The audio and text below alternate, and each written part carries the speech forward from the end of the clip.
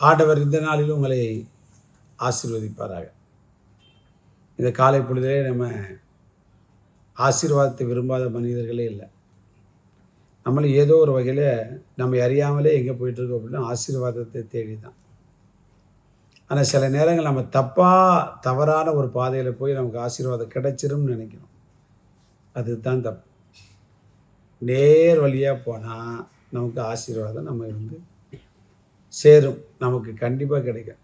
அநேக நேரம் பிசாசானவன் நம்முடைய சிந்தனையை மாற்றி விடுகிறான். ஆசீர்வாதம் பெறுவதற்கு வேறு ஒரு பாதையை காட்டி நம்முடைய வாழ்க்கையில் இதுவரைக்கும் பல முயற்சிகளை செய்தும் நமக்கு ஆசீர்வாதம் கிடைக்கல. அப்படி ஆசீர்வாதம் எனக்கு கிடைக்காதா அப்படின்னு நீங்கள் கேட்டிங்கன்னா, இந்த அனுதின கண்மலைத்தேன் நிகழ்ச்சியின் வாயிலாக கர்த்தர் உங்களோட கண்டிப்பாக கர்த்தர் ஆசீர்வதிப்பார். அவருடைய விருப்பமே நம்மை ஆசீர்வதிப்பது தான். இஸ்ரவேலை ஆசீர்வதிப்பதே கர்த்தருக்கு பிரியம் என்று என்னாகமம் 24:1 நம்ம நிச்சயம் பார்க்கிறோம். அதனால் தேவனை தேடுகிறதுனால சில நமக்கே சலிப்பு வந்துடும்.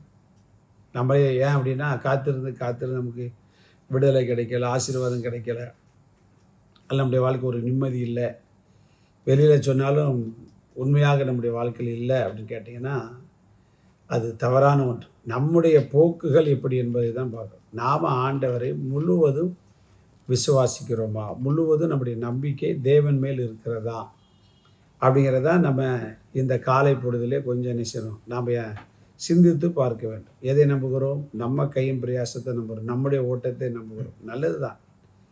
ஆனால் விசுவாசம் என்பது தேவன் நம்மை ஆசீர்வதிக்கிறவர் மேல் இருக்க வேண்டும். அப்படித்தான் வேதம் சொல்லுகிறது.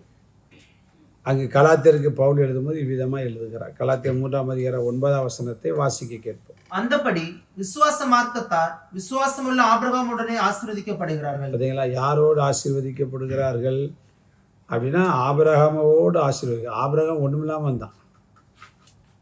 ஆனால் தேவன் அவன் என்ன செய்த, பூமி தாங்கக்கூடாத அளவிற்கு ஒரு ஆசீர்வாதத்தை கர்த்தர் கொடுத்தார். காரணம் என்ன அப்படின்னா ஆபிரகாம் கர்த்தரை அப்படி விசுவாசித்தான். நம்ம எதிர்பார்த்து ஜோம் பண்ணி ஒரு வருஷம் நடக்கட்டாலே சோர்ந்து போகிற மாதிரி 25 இயர்ஸ் அவன் நினச்சி தான் வெயிட் பண்ணான், காத்திருந்தான். 25 ஆண்டுகள் அவர் மேலே இருக்கிற விசுவாசம் குறையலை. இந்த அனுதின கண்மலைத்தேன் நிகழ்ச்சியை கேட்டுக்கொண்டிருக்கிற அருமையான தேவனுடைய பிள்ளையை, விசுவாசத்தை விட்டு நம்பிக்கையை விட்டு நீங்கள் சுயமாக எடுக்கிற முயற்சிகள் தான் நம்முடைய ஆசீர்வாதத்தை தடை செய்கிறது. அதற்கு பதிலாக ஆண்டவரை விட்டுறாதீங்க. ஆண்டவரை விட்டுறவே விடாது. நம்ம வேத புஸ்தகத்தில் அநேக எக்ஸாம்பிள் நமக்கு சொல்லப்பட்டிருக்கு. சகை பார்த்தீங்களா, எப்படி ஆண்டவரை பார்த்தான் போவன்னு.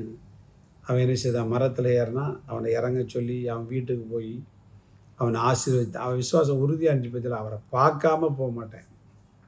ரூத்தை பாருங்கள், மாமியாரை வீட்டில் ஒரு பக்கம் போக முடியாது, உன் கூடயே தான் வருவேன்னு வந்தான். கர்த்தரை நம்பினான். கர்த்தர் அவளை எப்படி ஆசீர்வாதம் அவருடைய சந்ததியிலே கொண்டு போய் ஜாயின் பண்ணிட்டார் பாருங்க. அதனால் உங்களுடைய அவிசுவாசத்தை இன்றைக்கி நீங்கள் அறிக்கை பண்ணி ஆண்டவரை முழுவதும் விசுவாசித்தீங்கன்னா ஆபிரகாமுக்கு கொடுத்த ஆசீர்வாதத்தை இன்றைக்கு உங்களுக்கும் உங்கள் பிள்ளைகளுக்கு அது நிச்சயம் தருவார். God bless you.